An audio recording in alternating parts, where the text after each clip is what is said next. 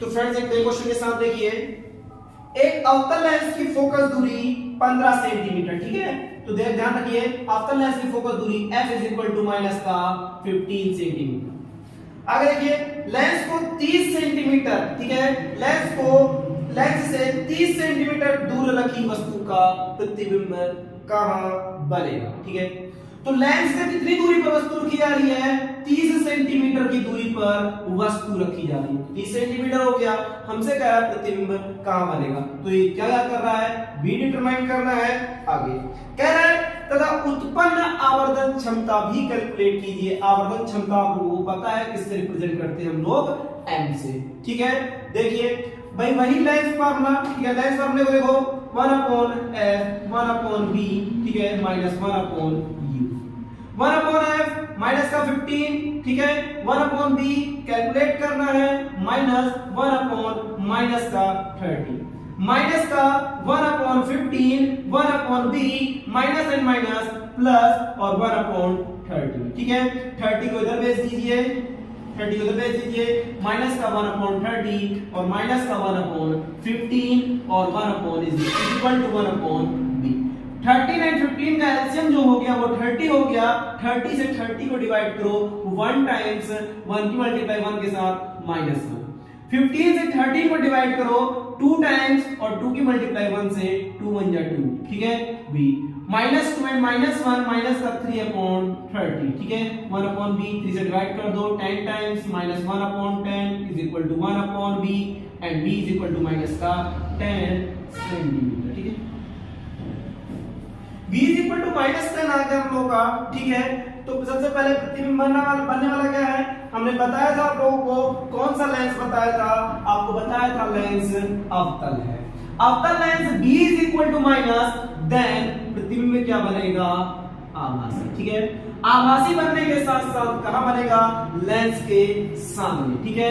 Lens किस कहां बनेगा? सामने, ठीक है। अब देखो दोस्तों, अगर आप लोगों को प्रकृति भी याद करनी है तो आप बिल्कुल क्लियरली याद कर सकते हैं इसमें, ठीक। अब बचा हम लोगों का आवर्धन। लेंसों के लिए आवर्धन हमने पहले ही बता चुके हैं आपको पहले, ठीक। लेंसों का आवर्धन अलग और दर्पण का आवर्धन अलग होता है, ठीक है। लेंसों के आवर्धन के लिए m is equal to v upon u, ठीक है। v कितना हो गया हम लोगों का? v is equal to minus का 10 and u is equal to कितना हो गया? माइनस का 30। माइनस से माइनस डिवाइड हो जाएगा, कितना आ गया? 3, यानी 1/3, ठीक है। तो हमारा आवर्धन कितना आएगा? m is equal to 1/3। Okay दोस्तों, तो फ्रेंड्स देखिए वस्तु का उत्तल लेंस द्वारा किसी पर्दे पर प्रतिबिंब का 3 गुना बड़ा प्रतिबिंब बनता है। ये तो 3 गुना, 4 गुना, 5 गुना, 1/5, 1/6, 1/7 ये क्या दिए रहते हैं? सब हम लोगों को आवर्धन दिए रहते हैं। कितना दे रखा है? 3, ठीक है। आगे हम लोग कह रहा है यदि वस्तु तथा पर्दे की स्थितियां बदल दी जाए तो आवर्धन कितना होगा, ठीक है। सबसे पहले तो हमने कह दिया यदि वस्तु की स्थिति क्या हो गई? वस्तु की स्थिति u dash is equal to u and प्रतिबिंब की स्थिति क्या कह दी हम लोगों ने? प्रतिबिंब की स्थिति क्या कह दी? b dash is equal to b, ठीक है। देन आवर्धन क्या हुआ था हम लोगों का? m इज इक्वल टू, ठीक है, ध्यान रखिएगा, m इज इक्वल टू क्या होता है? u dash upon b dash 3 and u dash u and b, ठीक है। u इज इक्वल टू कितना हो गया? 3b, ठीक है। ध्यान रखिएगा, मतलब u की वैल्यू कितनी हो गई? 3b, ठीक। ध्यान रखना, हमने कहा u कितनी वैल्यू हो गई? 3b, ठीक है। तो अगर, ठीक है, प्रतिबिंब u बराबर कितना आया? 3b आया। इट्स मीन क्या हो गया? u dash is equal to 3b and b dash is equal to v। हमने कहा प्रतिबिंब की स्थिति, ठीक है, प्रतिबिंब तथा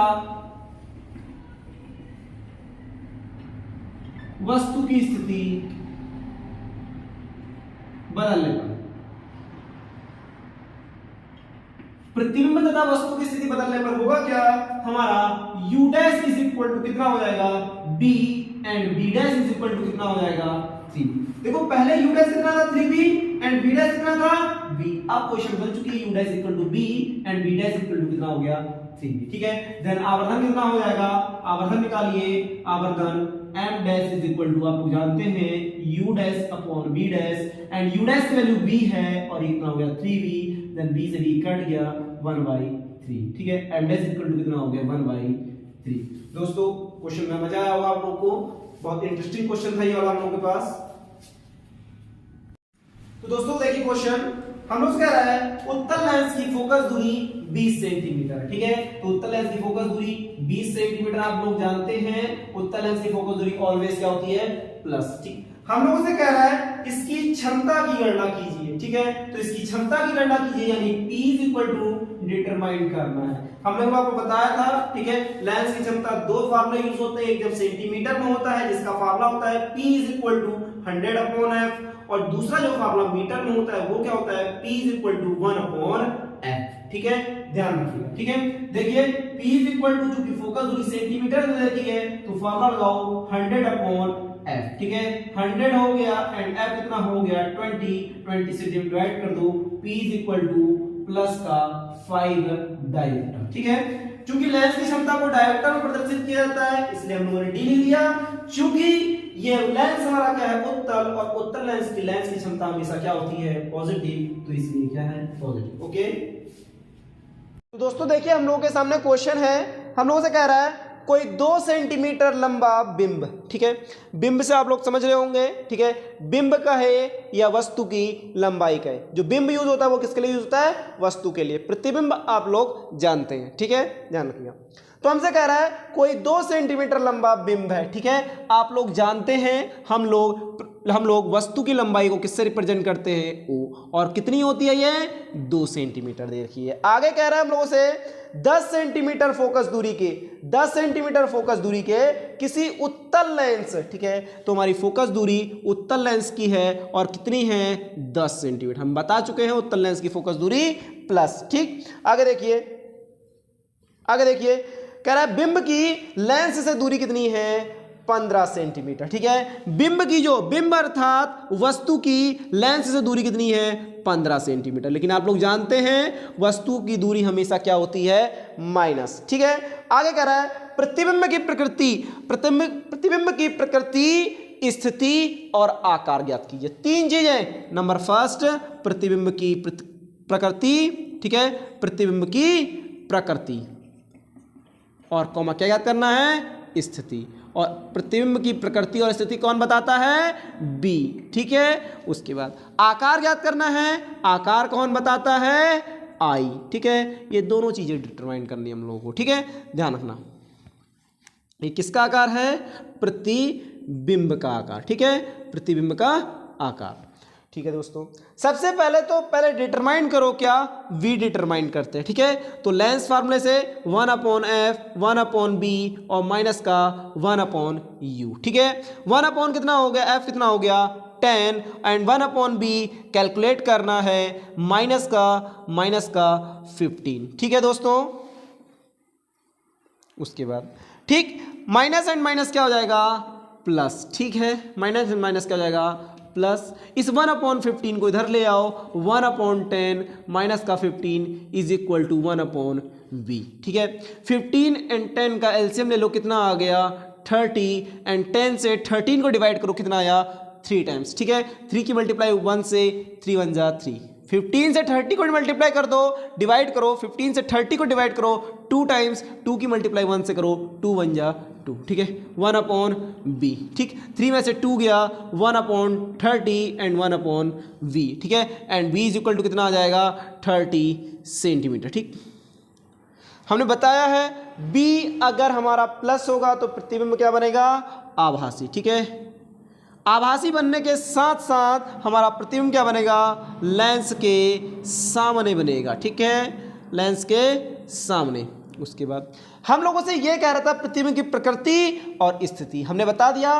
प्रकृति क्या हुई आभासी, ठीक है, स्थिति क्या हुई लेंस के सामने और कितनी दूरी पर दर्पण से 30 सेंटीमीटर की दूरी पर, ठीक। उसके बाद हमें प्रतिबिंब का आकार ज्ञात करना है। तो दोस्तों आप लोगों को ये वाला फार्मूला भी ध्यान रखना है। हमारे जो आवर्धन होता है लेंस के लिए दो फार्मूले होते हैं, एक होता है B/U और इसी के इक्वल क्या होता है I/O, ठीक है। उसके बाद हम लोग कैसे कैलकुलेट करेंगे, हम इन दोनों इक्वेशन को साथ में ले लेंगे। B इज इक्वल टू कितना दे रखा है 30 and U is equal to minus का 15 and I is equal to determine करना है and O is equal to 2 centimetre, ठीक है। तो देखिए 2 सेंटीमीटर, उसके बाद देखो 15 1 जा 15, 15 2 जा 30, 2 की मल्टीप्लाई 2 से कर दो, माइनस का 4 यानी I इज इक्वल टू कितना आ गया हम लोग का माइनस का 4, ठीक है।